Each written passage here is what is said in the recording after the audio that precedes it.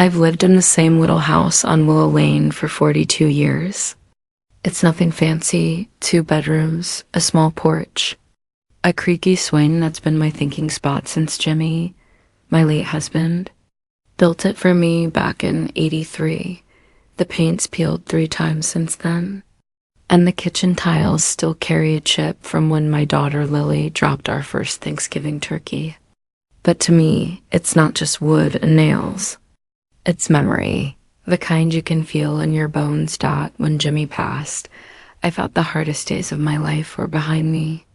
I raised Lily on my own after that, taught high school English until my knees couldn't take the stairs anymore, and learned how to live quietly. My joy came from small things: the smell of rain, the sound of birds at dawn, the laughter of my grandkids when they came by on weekends. But peace, as I learned, is fragile. It started the day Lily married Evan. He was polite at first, all smiles, good suits, and yes ma'am manners. But I could sense something behind those perfect white teeth. An ambition that made him restless, a hunger that didn't sit right. Still, I smiled through it. Lily loved him, and that was enough for me. For years, I stayed out of their way. When they needed help with the kids, I was there. When they bought their first house, I gave them money from my savings. Not much, but enough to help with the down payment. Evan always said, "We'll pay you back, Grace." I always replied, "Family doesn't keep score."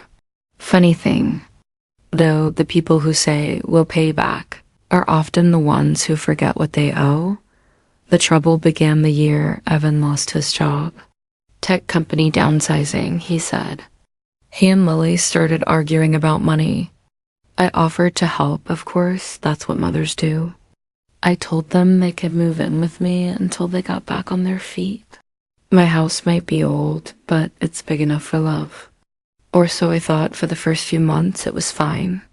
Lily cooked dinner most nights, the kids filled the house with noise again, and I felt whole. But then Evan began acting like the house was his. He started suggesting improvements. First, it was replacing my old furniture, then repainting the walls, removing family pictures, rearranging everything. I brushed it off. Men like Evan need control to feel safe. Then, one evening, I overheard him on the phone. He was pacing in the hallway, talking quietly but firmly. "Yeah, the place is under her name," he said. "But she's old. We'll get her to sign it over soon. Trust me, it'll be hours before next summer." I froze. My heart felt like it skipped 2 beats. I waited until he hung up before walking into the room. "Who are you talking to, Evan?" He turned sharply, eyes wide for a moment before that fake smile slid back into place. "Oh, just a real estate buddy. Nothing serious."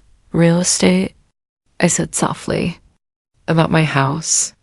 He laughed too casually. "Don't be so dramatic, Grace. I was just exploring options. You could use a change of scenery anyway, right?" I didn't answer. I just went to my room and closed the door. That night, I prayed for patience, the kind that doesn't come easy to women who've been tested too long. 2 weeks later, I found out he'd listed my house, on a property website without my permission.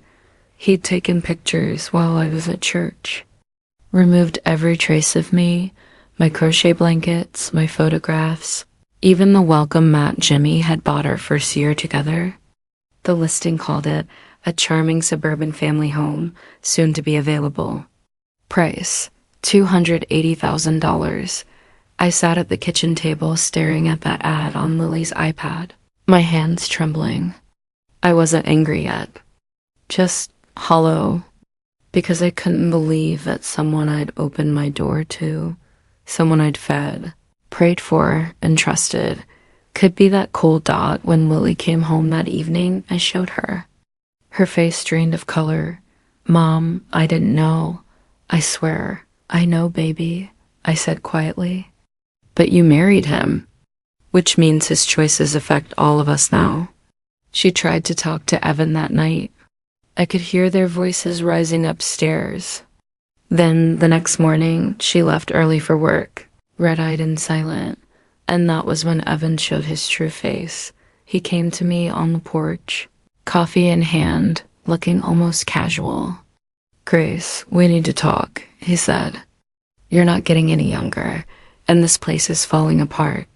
It'd be better if you moved into one of those retirement communities.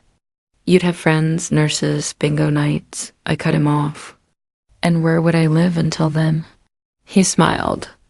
"Well, once the sale goes through, Lily and I could get you a little condo. Maybe in the city. It'll be nice." I looked him dead in the eyes. "This is my home, Evan. You don't get to sell it." He chuckled.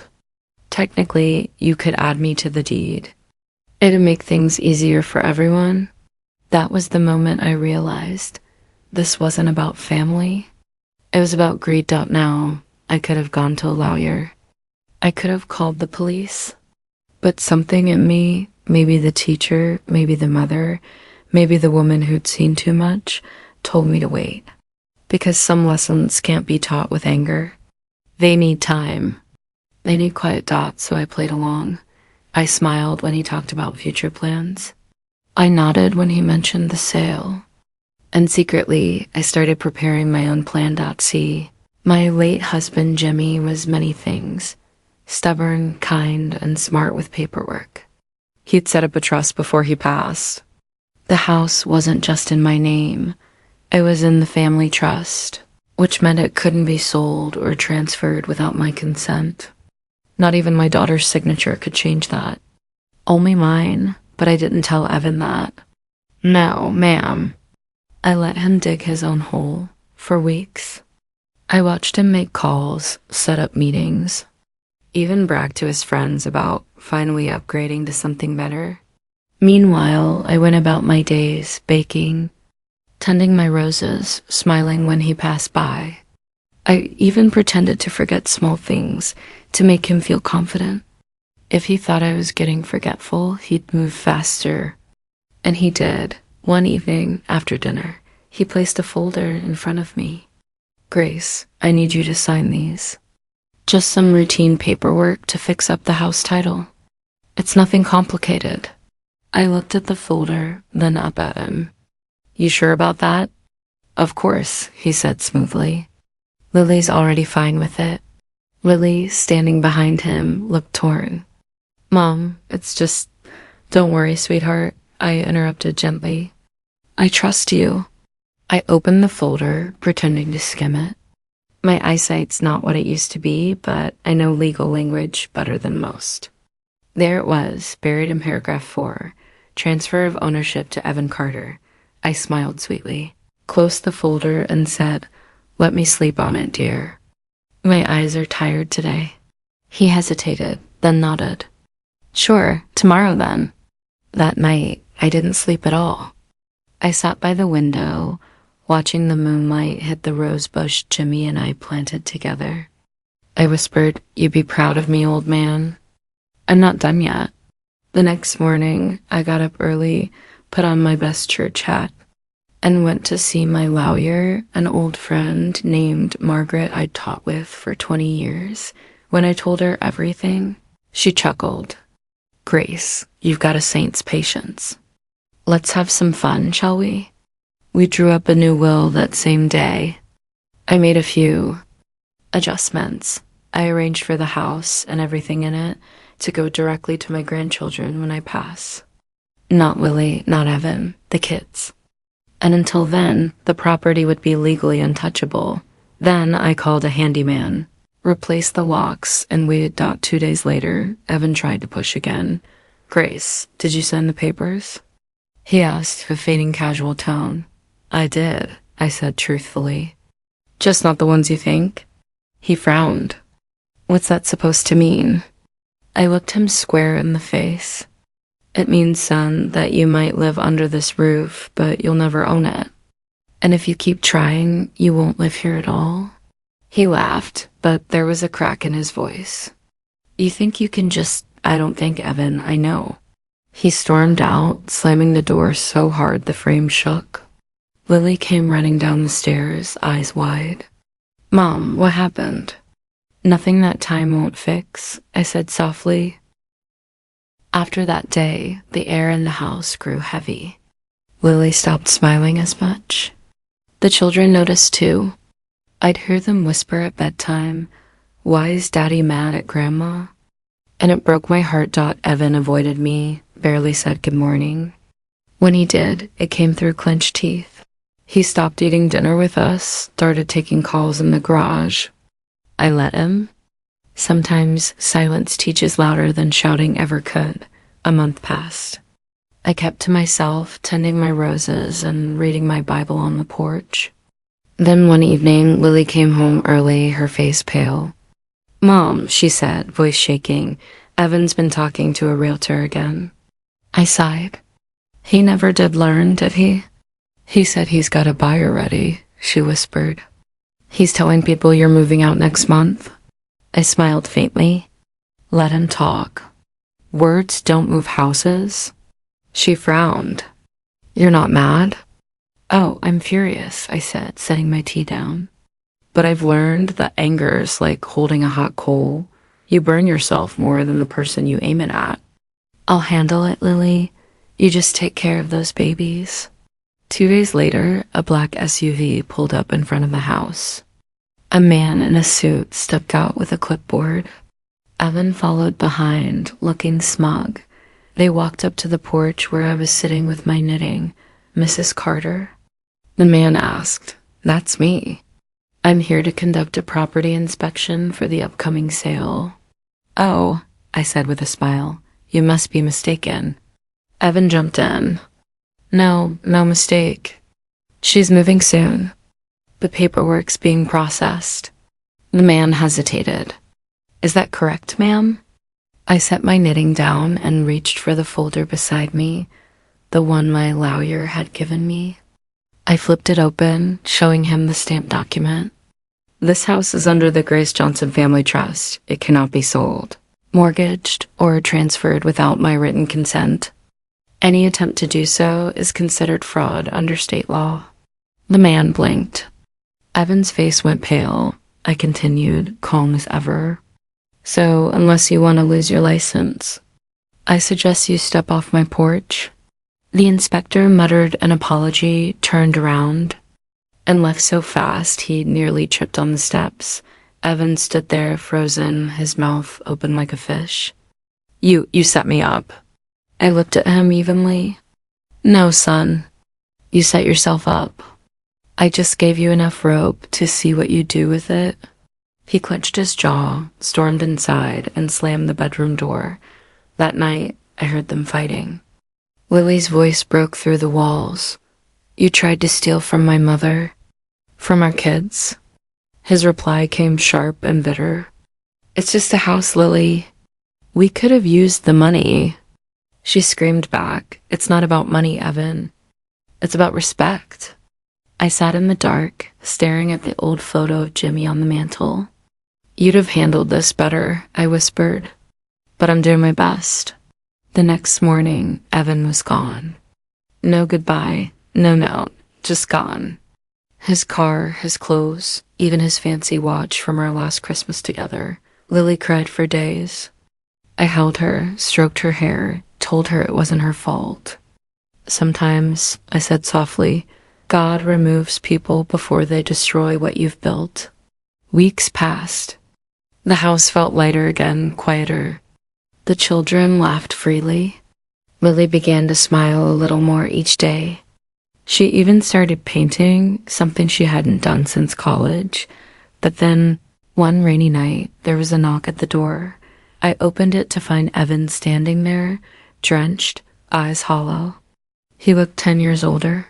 "Grace," he said quietly, "can I come in?" Every instinct in me screamed no. But my heart, the same heart that's raised children and buried a husband, told me otherwise. I stepped aside. "Come in, Evan." He stood in the hallway, dripping onto the floor. "I lost everything," he said. "Job, apartment, even the car. Nobody will hire me. That realtor reported me for fraud after your little lesson. I'm sorry to hear that, I said softly, meaning it. He looked up, tears in his eyes. I was angry, greedy, stupid. I thought I could fix our problems by taking control. I didn't realize I was destroying the only people who cared about me. He sank onto the couch, head in his hands. I don't deserve forgiveness. I sat across from him. You're right. You don't, none of us really do. But grace, I smiled faintly. Grace isn't something we deserve. It's something we give anyway. He looked at me, confused. After everything I did, you'd still help me? I nodded slowly. Help, yes. Trust, no. Those are two different things. He wiped his face, ashamed. What can I do to make it right? I leaned forward. Start by being the father your children need, and the man your wife thought she married. He nodded, eyes wet. I'll try. Don't try, I said softly. Do, for a while, he did. He found part-time work, started therapy, and began spending real time with his kids. He apologized to Lily, to the children, even to me. I saw a flicker of the man he could have been if greed hadn't blinded him. One Sunday after church, he came to me on the porch. Grace, he said, I've been thinking. You've shown me more mercy than I deserve. I can't change the past, but I can change how I live. I smiled. That's all any of us can do. He hesitated, then asked, why didn't you press charges? You had every right. I looked out at the garden, at Jimmy's roses still blooming despite the storms. Because anger is heavy, son. I'm too old to carry it anymore. Besides, if I punished you, you'd remember the pain. But this way, maybe you'll remember the grace. He nodded slowly, tears welling again. 2 years passed. Life found a new rhythm. Lily and Evan rebuilt, one slow day at a time. The children grew taller, louder, happier. One afternoon, I sat on that same creaky porch swing, watching them chase fireflies. Evan came out with lemonade. Mind if I sit? He asked. Go ahead. We sat in silence for a while. Then he said, I finally paid off the debt we owed you from that down payment. It's in your account. I chuckled. Family doesn't keep score, remember? He smiled. I know.